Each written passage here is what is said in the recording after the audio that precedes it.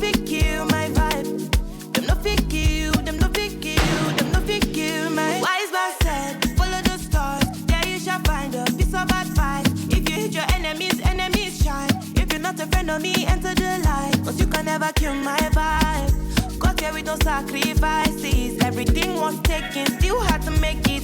Vibe killer, me I no go take shit. Vibe killer, bloody somebody time. Protect my energy from your bad aura. Then my pastor say I be my healer, everything I desire. I go to see my rhythm flow like a river. If you get yawa, come on go and sit down. I go just para, come out my jigger. I go just follow my dream.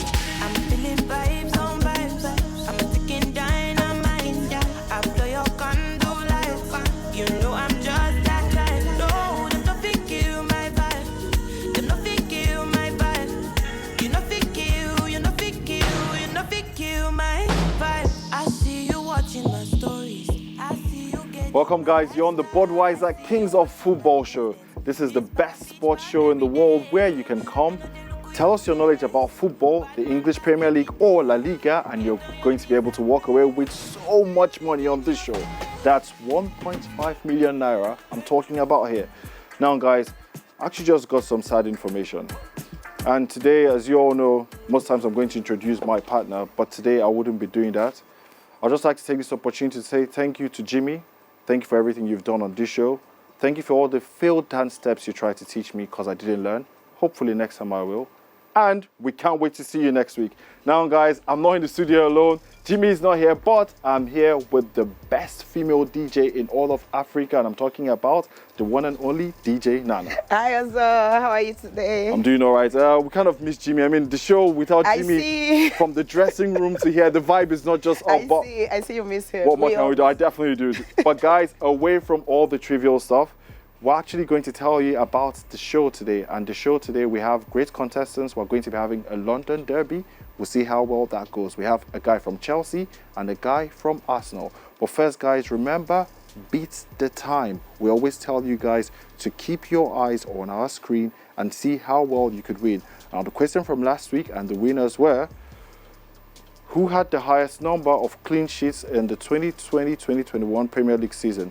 And how many goals were there? It was Ederson, and it was 19 matches. So Ederson from Manchester City, and he had 19 matches with a clean sheet. And the winners are eBay_Dre is the winner for our Beat the Time. So guys, remember, the winner for the Beat the Time question last week is eBay_Dre. All right, guys, remember, same thing like last week. This week, we have a question for you, so keep your eyes on the screen. And the question for this week is,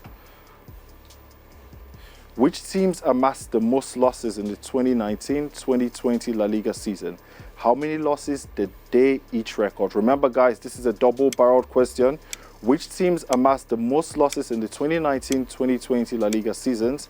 And how many losses did each of them record? Now, guys, just like the Beat the Time, we also told you to keep your eyes on the screen. Show us how good your eyesight is.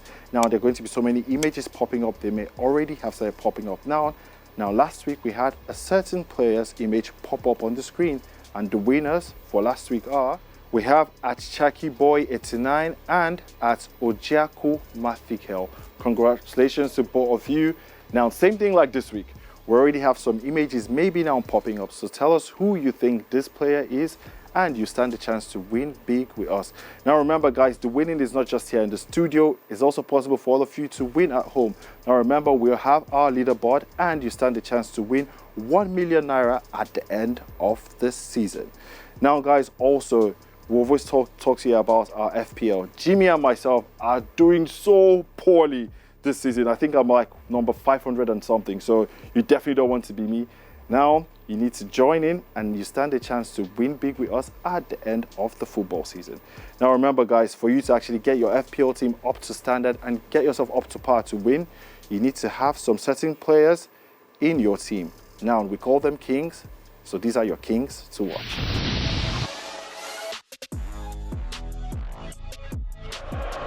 Palace having to respond again, they might. Through Gallagher again. Still Gallagher! Oh, he's done it again! 2 for the youngster! fight now. He's got support though. It's Castagna. Oh, and then turned in for 1-1. Mistake here, and Adam Armstrong is in, and it's in the top corner. And understated first half. It's rocking at Goodison Park, and there's more to come from Damari Gray. Brilliant. Lovely first touch. Money gets his goal.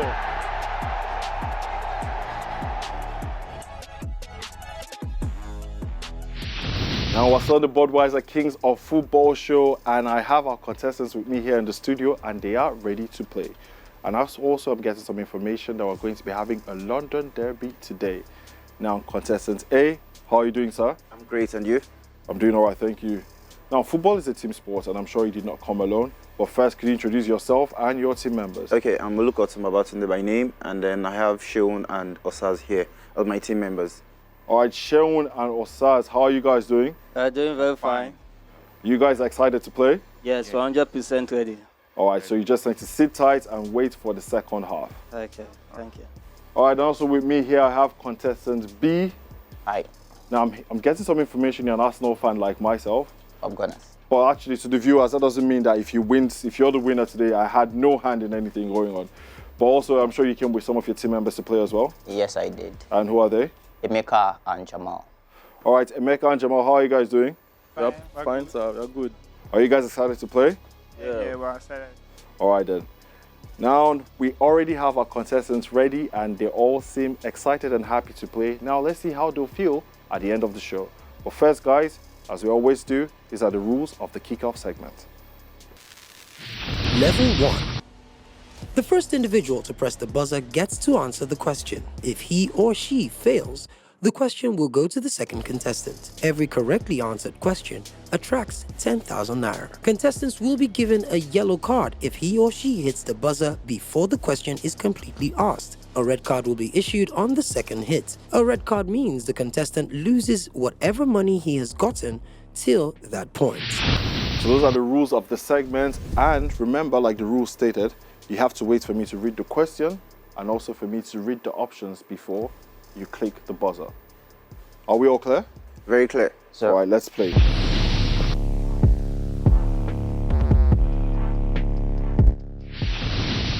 The first question. Spanish defender Pau Francisco Torres plays for which La Liga side? Is it Sevilla, is it Villarreal, or is it Real Sociedad? Real Sociedad. You're wrong. Second question. Which 18-year-old French player did Real Madrid sign from Rennes recently? Is it Jeremy Doku, is it Fabian Tite, or is it Eduardo Camavinga? Camavinga. Correct. 3. In 2019-2020 La Liga season, who was the highest scoring defender with 11 goals? Was it Sergio Ramos? Was it Jose Gaya? Was it Renan Lodi? Sergio Ramos. Correct. Which La Liga side is popularly known as Los Che?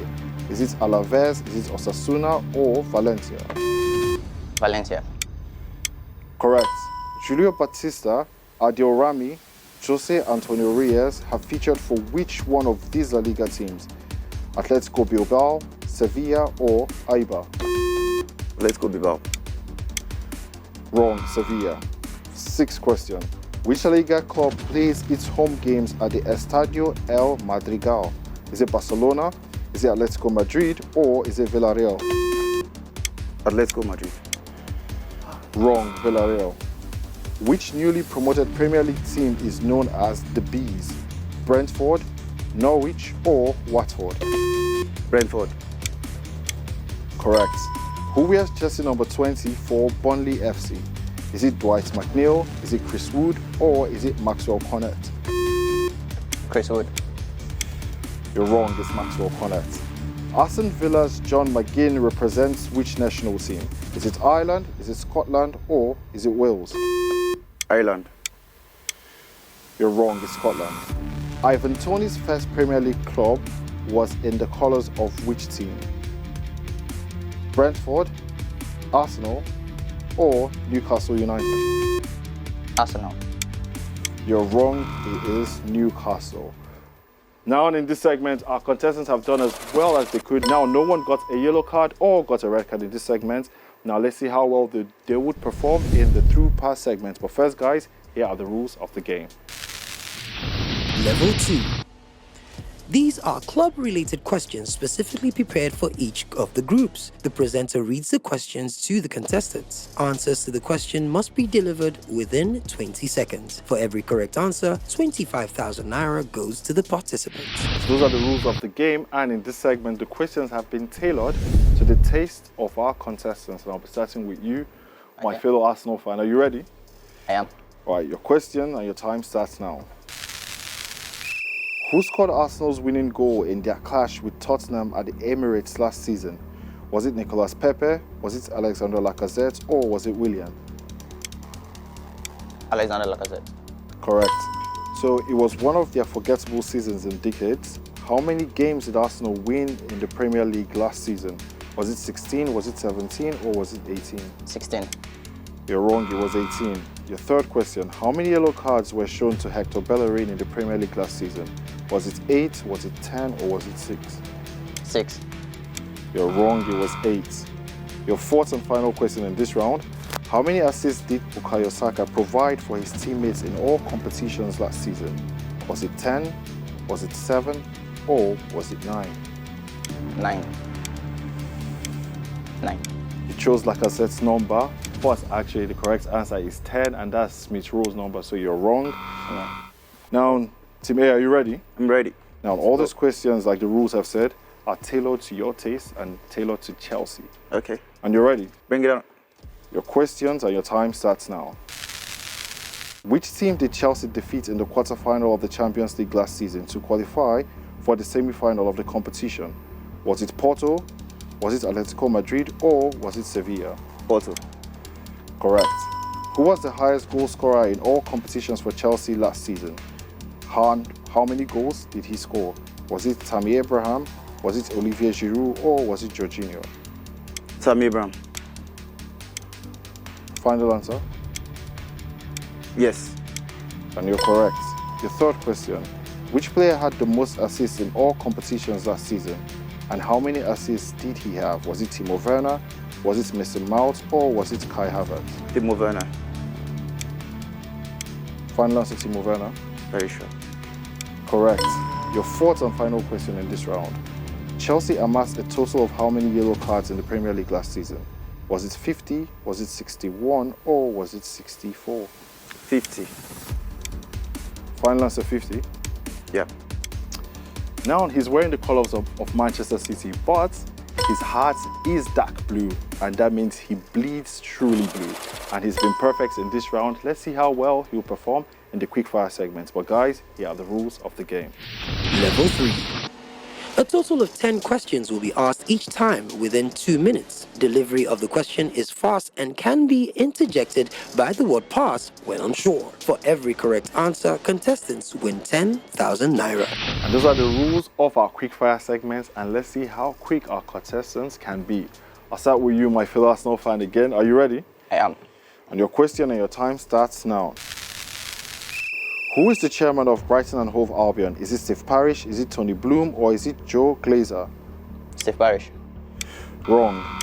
Which Everton player famously once scored 60 goals in a season? Is it Duncan Ferguson, is it Tim Cahill, or is it Dixie Dean? Dixie Dean.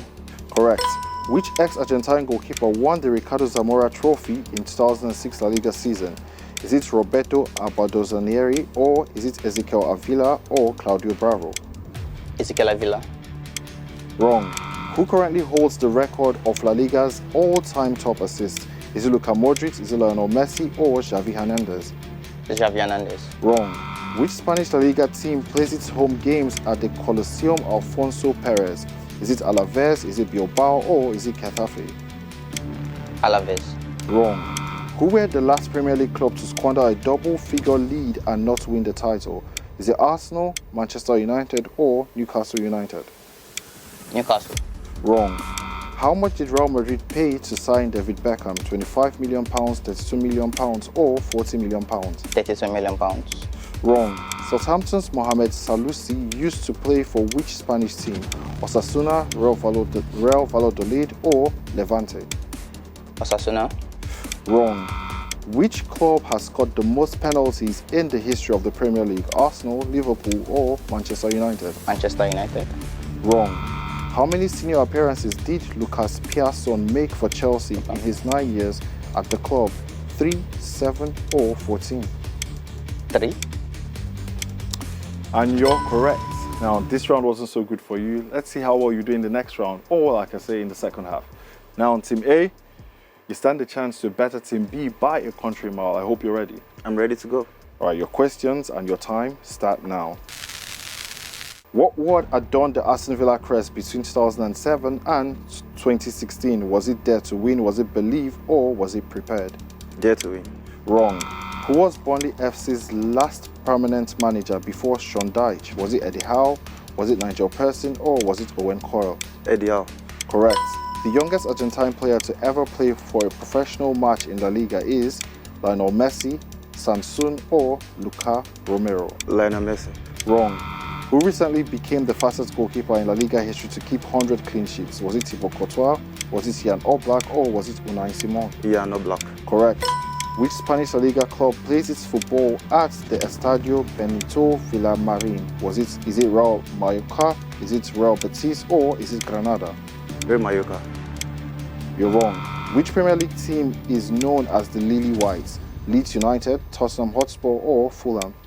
Leeds United. Wrong. Which La Liga club did Steve McManaman play for? Barcelona, Valencia, or Real Madrid? Real Madrid. Correct. Which ex-Barcelona player was sent on loan to Sevilla and was voted in the worst most team of the season? Is it Ivan Rakitic, is it Gerard Deulofeu, or Adriano? Gerard Deulofeu. Correct. Who scored a hat-trick for Liverpool while playing against a team managed by Solskjaer? Mo Salah, Luis Suarez, or Fernando Torres? Can you please repeat the question? Who scored a hat-trick for Liverpool while playing against a team managed by Solskjaer? Mo Salah, Luis Suarez, or Fernando Torres?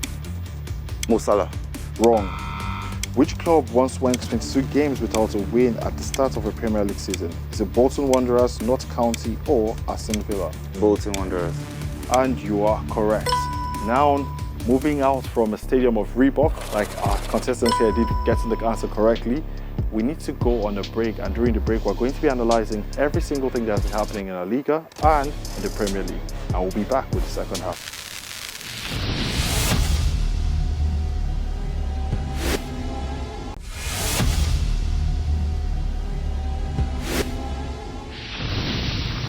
Welcome back, guys. We've had a great time with our contestants. I mean, at this point, I actually miss Jimmy during the first half because then Jimmy he's really good with the whole quickfire thing. But for me, I hope I did great and our contestants have done really well.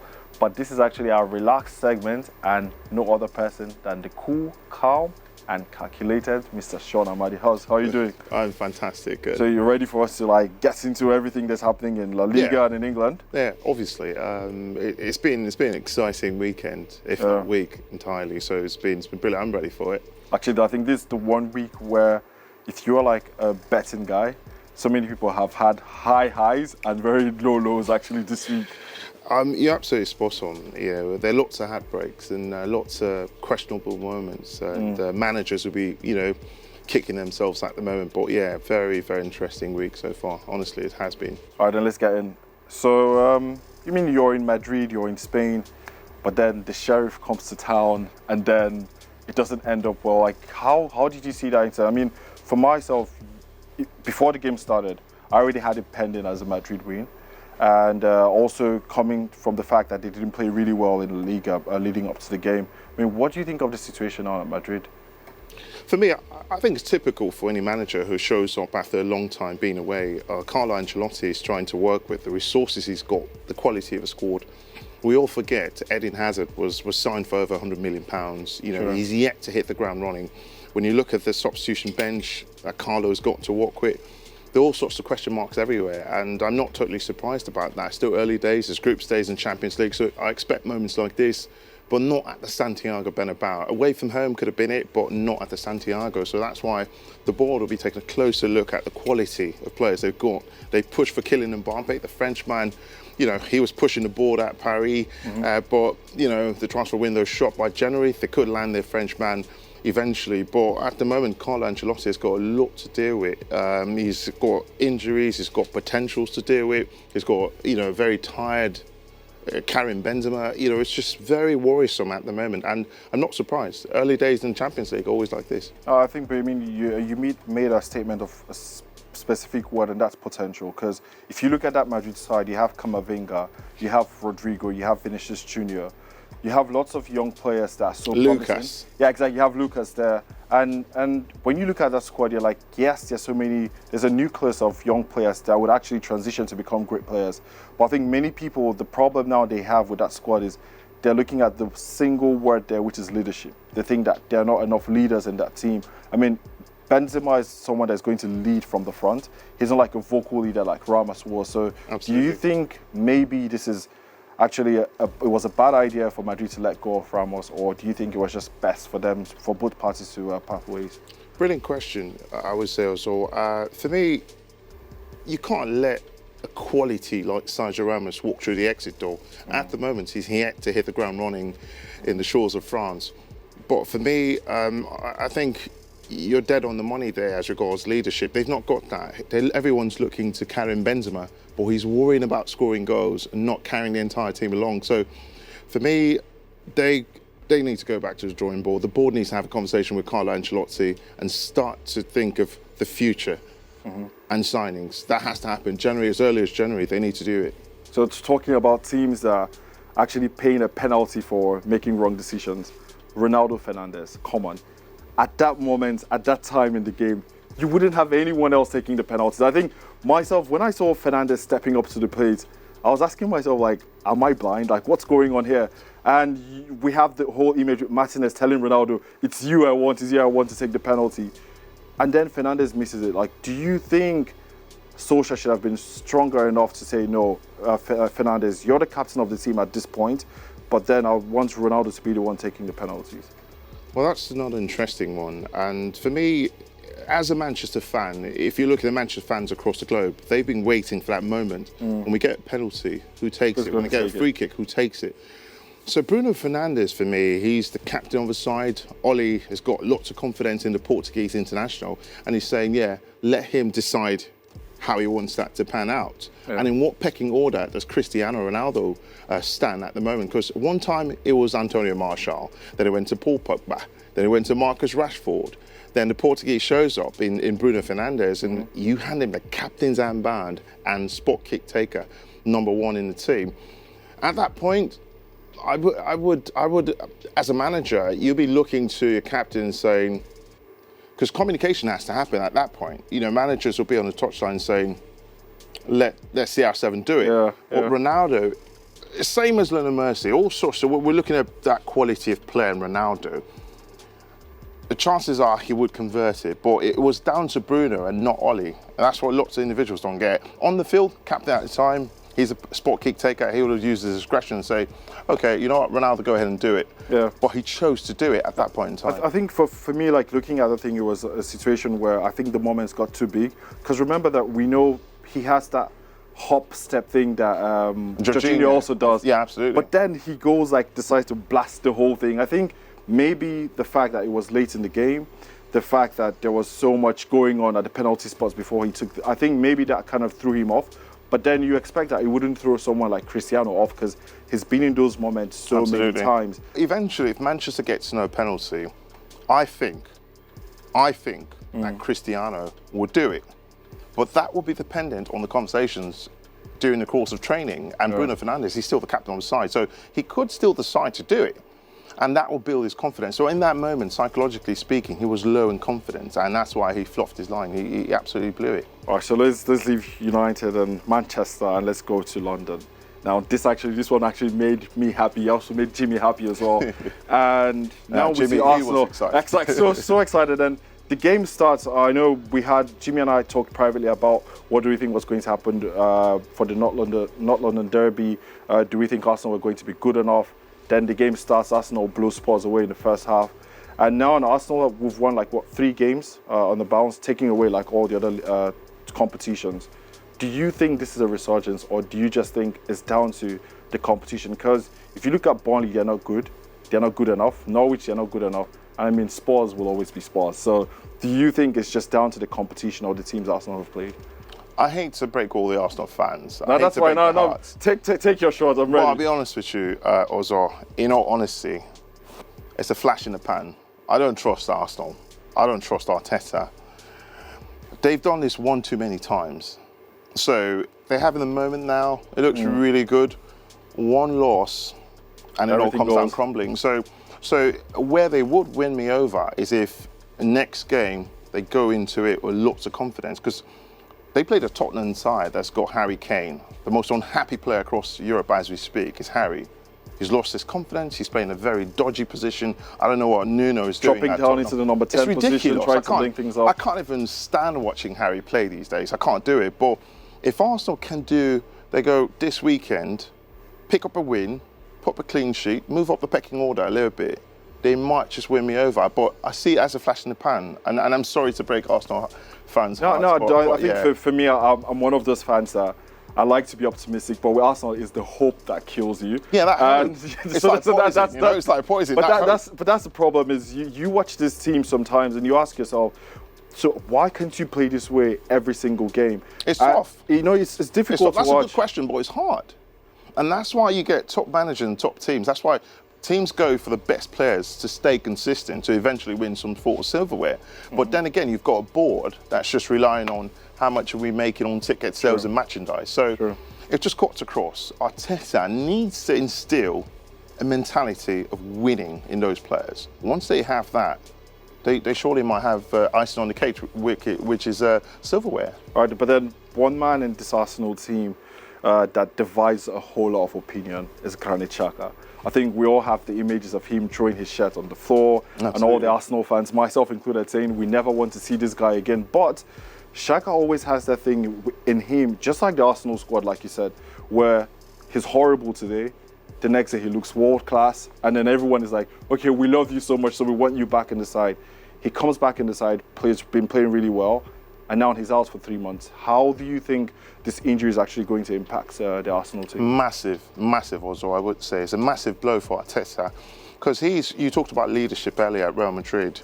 He's that piece in the middle. He's that individual who holds the team together. Like glue in the absolutely, he is. And he's a brilliant lad. When it comes to the game of football, he loves it. He puts in everything for Arsenal. He's passionate about football.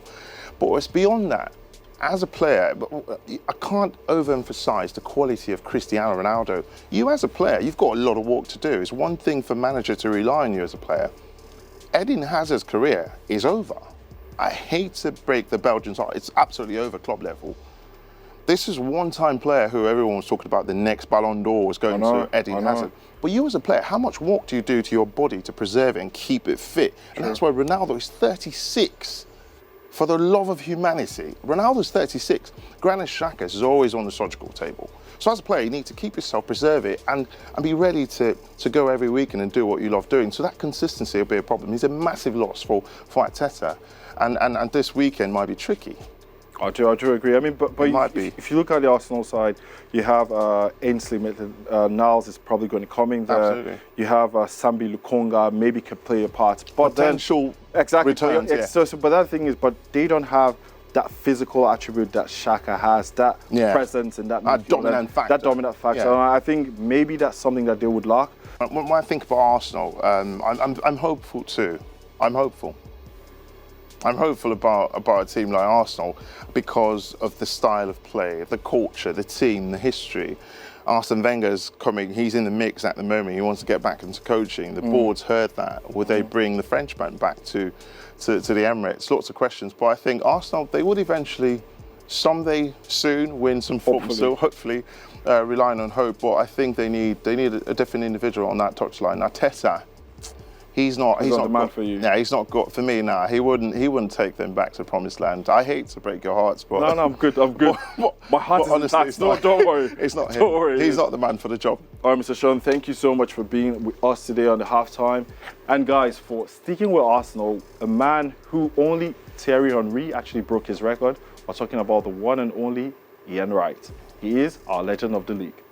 Legend of the league, Ian Wright. On the Legend of the League this week, we salute an absolute star of the Premier League's golden 90s, the iconic striker, Ian Wright. While the ace player may be reckoned as a late bloomer in the footballing world, Ian sports quite a story before the fame, from dealing with an absentee father to having an abusive stepfather. The British-born Jamaican experienced quite a disruptive childhood, though football was life itself to the young Ian. Failing every single trial for contract offers from the age of 10 was a sore discouragement until his school teacher became a source of positivity and motivation. Even more motivated, having been hit by a financial crisis as a young adult, just 3 months short of his 22nd birthday. Wright finally went professional for Crystal Palace in 1985. From this point on, there was no stopping Ian from living his wildest dreams. Quickly making a mark in the forward position, Wrighty became Palace's second highest goal scorer with 9 goals in the first season, served sweet equalizers as the preferred super sub. By the next season, Ian had evolved into a Palace legend. By the 1990-91 season, and at 27 years old, Wright had become a prolific goal scorer. The Gunners wanted the hat-trick 7-star for themselves, willingly paying a £2.5 million record fee for the deadly striker in 1991. Swinging right into action, Ian both scored in his first game and produced a hat-trick on his second league debut, getting a deserving golden boot in his very first season with the Arsenal. When the Premier League era began in 1992, despite the England international already being 30 years old, he scored more than 30 goals in all competitions for 3 campaigns running.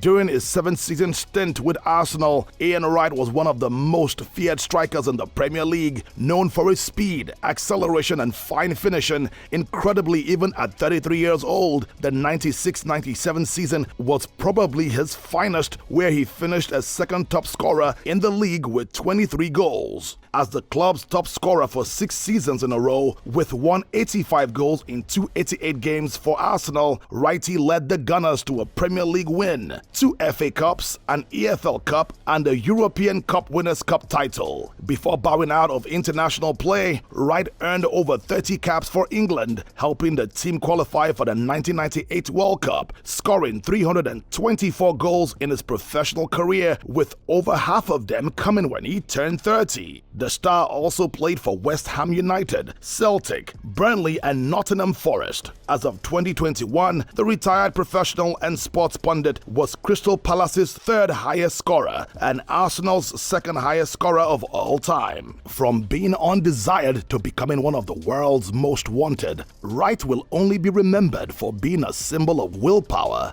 but as one of the best English strikers of the 90s and one of Arsenal's greatest players of all time.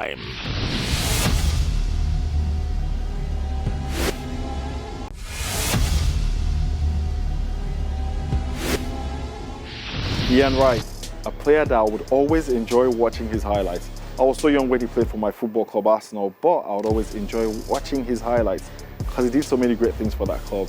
Now guys, I'm back to the studio and I'm with our contestants. We're ready to start the second half. Now this is a segment where they'll be able to use the help of their team members.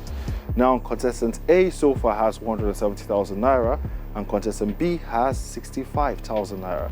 Now best of luck to both of you. Thank you very much. A, I'll be starting with you. I hope you and your team members are ready. Yeah, we're good to go. Okay guys, but first, here are the rules of the corner kick segment. Level 4. There are 5 questions for each team. Each question has an expiry period of 20 seconds. Team leaders can consult his or her team members for assistance. For every correct answer, a contesting team wins 20,000 Naira. So those are the rules of the game and we are ready to play. The first question. Chelsea have now signed Romelu Lukaku twice, from Anderlecht in 2011 and from Inter in 2021. How much has his transfer fee increased by in the last decade? 622%, 100%, or 365%? Can you please ask the question again? This is a question of percentages. Chelsea have now signed Romelu Lukaku twice, from Anderlecht in 2011, from Inter in 2021. How much has his transfer fee increased by in the last decade? Is it 622%, 100%, or 365%? 365%. Final answer, 365%? Yes. Danny Ings scored for the 2000 penalty in Premier League history recently. Which player has scored more of those 2000 penalties than anyone else? Matt Letizia, Alan Shearer, or Ian Wright? Matt Letizia. Correct. Which former Barcelona player was nicknamed the Dagger? Hristos Stojkovic, Rivaldo, or Johan Cruyff? Rivaldo. You're wrong, Stojkovic. Which club did John Barnes play for before he was signed by Liverpool? Was it Aston Villa, was it Leicester City, or was it Watford? I think I want to ask my teammates. All right, guys, you need your help. Aston Villa. Final answer, Aston Villa? Yes. Yeah, I'll go with Aston Villa. You're wrong, it is Watford. Your fifth and final question in this round. In 2014, Liverpool lost to Chelsea by 2-0. Demba Ba scored one of the goals. Who scored the other? Was it Willian? Was it Eden Hazard? Or was it Frank Lampard? Willian. And you're correct. We always remember that game. That was the infamous Gerrard Sleep. Now on Team B, I hope you and your team members are ready to play. Yes. Your questions and your time start now. What was unusual about the results in the first weekend of the current Premier League season? There were no draws, all the home teams won, no English players scored. There were no draws. Final answer, there were no draws? Yes. You're correct. Who is the only player to have won a World Cup while on Manchester City's books?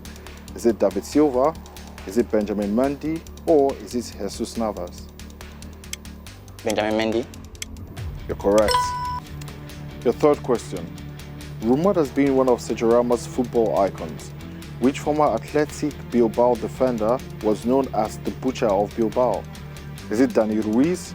Is it Andoni Goicoechea or Jose Angel Iriba? All right, guys, you need your help. Jose Angel Iriba. Final answer? Yes, final answer. And you're wrong. Your fourth question. In 2000-2001 Premier League season, Nigerian striker Ade Akimbi played for which team? Crystal Palace, Leicester City, or Burnley? Crystal Palace. Final answer, Crystal Palace? Palace. And you're wrong, it's Leicester City. Your fifth and final question in this round. Which player recorded the most Premier League assists in the 2000s era? That's starting from 2010 to 2019. It says Fabregas, David Silva, or Ross Barkley. It says Fabregas. Final answer says Fabregas? Yes, it says Fabregas. And he is wrong. The correct answer is David Silva. You should have actually gone for the man who won the most titles. Now guys, our contestants have done really not so great actually in this round. Let's see how well they do in the VAR segment. But first guys, here are the rules of the VAR segment. Level 5.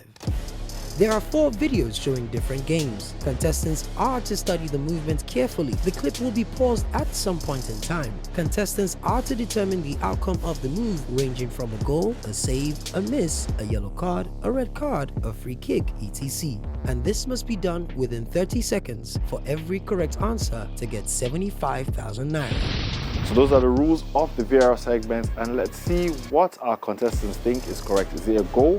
Is it a save? Or is it a miss? Or so many other options. Are you ready? Yeah, I'm good. All right, let's review your first clip.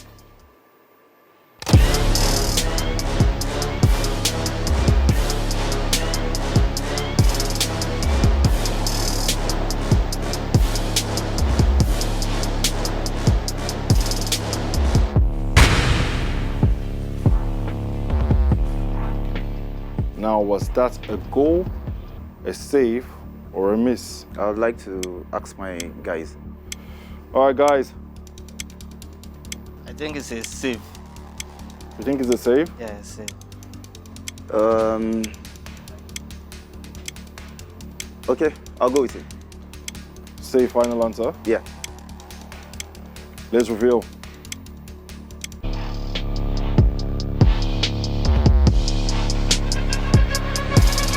Go. You were close. If only you say the goal, you would have been right. But you still stand a chance to win something in this round. Let's roll your second video.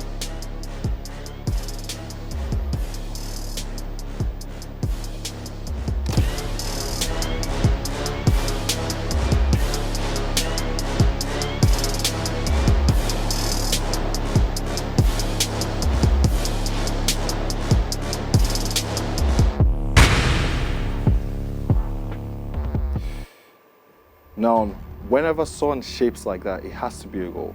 But tell me, is it a goal, is it a save, or is it a miss? Okay, I'm using my friends again. All right, guys. Is it a goal? Is it a goal, a save, or a miss? A goal. The goal. Goal, final answer? Yes, go. Let's reveal.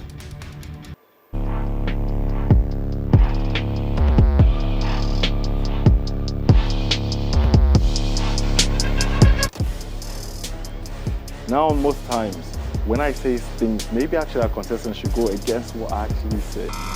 But our contestants went with what I thought, and his team members actually told him that I was correct. Now, in this case, we've seen that I was wrong, and so were they. Team B, are you ready? Yes. Let's have your first video.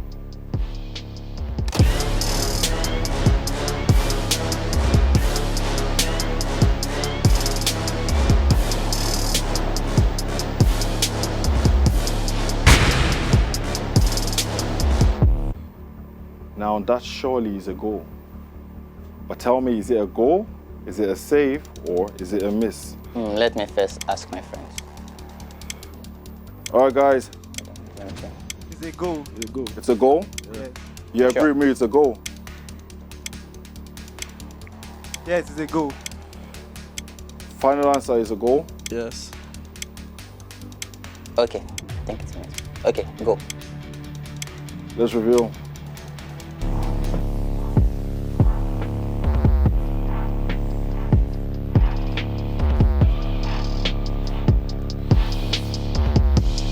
And we are correct. Nice. Now, let's see if you're going to get this next one correctly. Let's review your second video.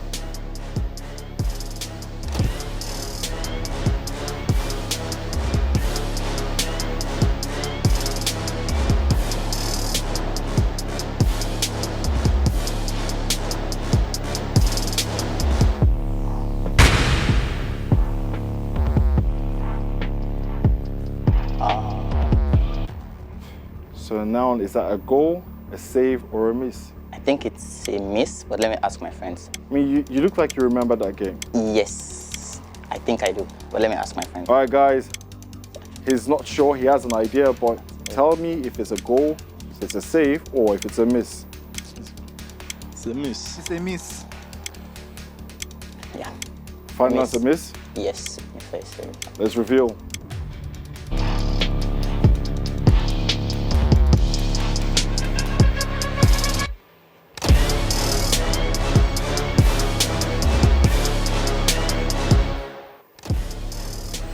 Now, contestant B in this round, my fellow Arsenal fan, like I've been calling him all day, went perfect in this round.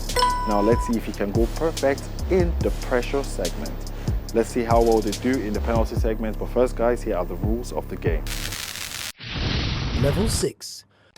4 memorable events will be presented. Each team will answer 2 of the questions. The contestants are to give details of the memorable events, while the presenter takes note of vital specifics. A well-detailed answer will attract a favorable response from the presenter. Every correct answer attracts 125,000 naira. So those are the rules of the game, and this is our pressure penalty segment. Team A, I'll be starting with you and your team members. I hope all of you are ready. Hope we are ready too. All right, so I need you to do one thing for me first. Okay. So I have 4 questions here. Could you choose 2 questions out of the 4? I'll take number 2 and 3. Number 2 and number 3. Okay, you've chosen your poison, like I would say, and let's get rolling. In 2019, Arsenal and Crystal Palace were engaged in an exciting 2-2 draw. This was not a very good result for the Gunners, but something quite radical happened in that game, and this had to do with the Arsenal captain. What happened, and describe this event? Okay, let me ask my friend. All right, guys. I think what happened in that game was Granit Xhaka was the captain then. I think after the equalizer, I think the fans were booing at him now. I think so. He put the shirt and threw it on the floor too, and they substituted. Is that your final answer? Yeah, that was the same thing I had in mind, so I go with him. And your mind is correct. That game actually gave me so many nightmares, and you guys are correct. You got a whole lot of power of it right, and you're correct. Your second and your final question in this round. In 2001, Real Madrid and Barcelona were engaged in an exciting 2-2 draw, with Rivaldo scoring Barcelona's second goal. In the final minutes of the game, something controversial happened involving Rivaldo, Pep Guardiola, and the referee. What happened? Describe this event. Okay, I'd like to ask my friends again, and... All right, guys, you've come through the first time. Can you come through a second time? I can see the head movement, and that's not a yes. That's a no head movement. No idea? No idea. Okay, so I was... Rivaldo played for Barcelona at that time, and I think they both got into a scuffle. They're both team members, and I'm not so sure if the referee sent both of them off or they were both carded. They got into a scuffle. That's my final answer. And you are wrong. Rivaldo scored a goal that was deemed to be an offside, and Guardiola was pissed at the referee for actually ruling the goal off. Now, Team B, are you ready? Now, you have question 1 and question 4 in this round. Your first question. In September 2008, Barcelona played against Espanyol in what proved to be a feisty Catalan derby. 10-man Espanyol led by 1-0 from the most part of the game, before Barcelona came back to win 2-1 in controversial circumstances. This match was halted for about 15 minutes in the first half. What had happened? What was unique about Barcelona's late winner? Describe this event. I'll ask my friend. All right, guys, he has no idea. Could you help?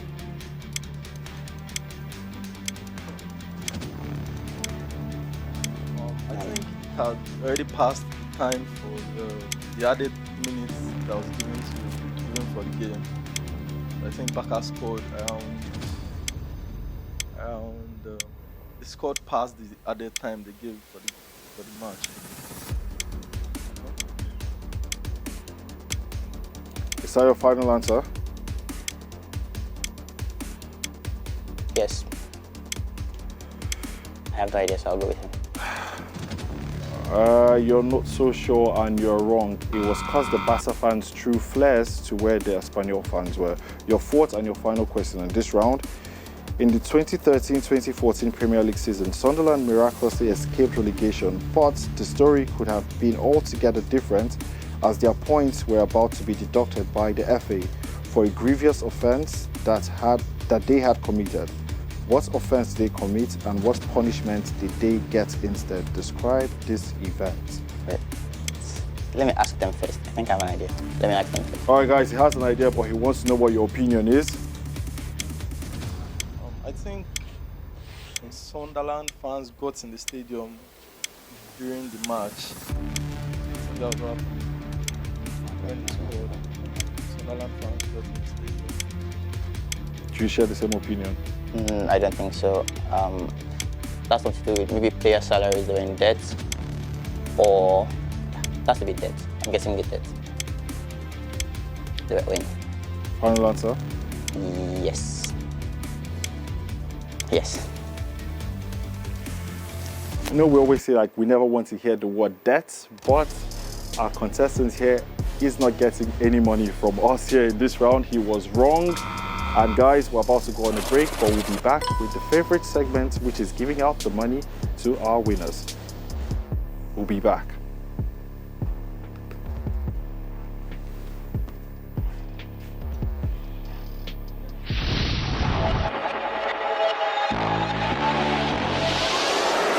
Bruno Fernandes, beautiful! Oh boy, that's beautiful!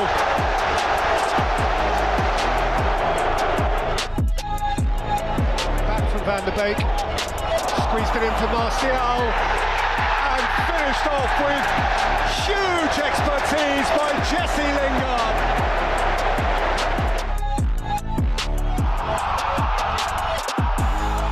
Left foot, now the right foot in the goal! Romelu Lukaku scores at Stamford Bridge for the first time in his career.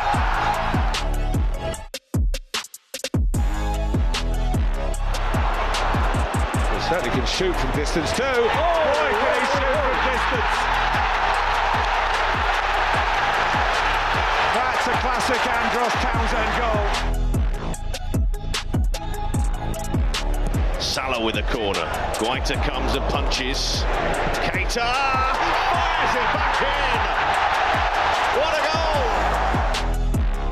That's a lovely touch. And here's Matty Cash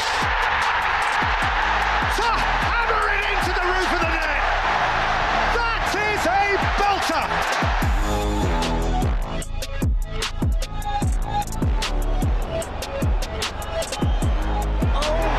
Jesse Lingard scores what may well prove to be the winner.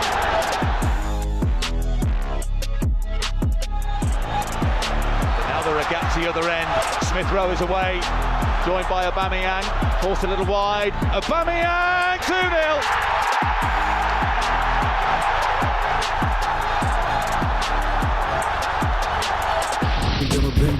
Never play, never joke, never 10-10.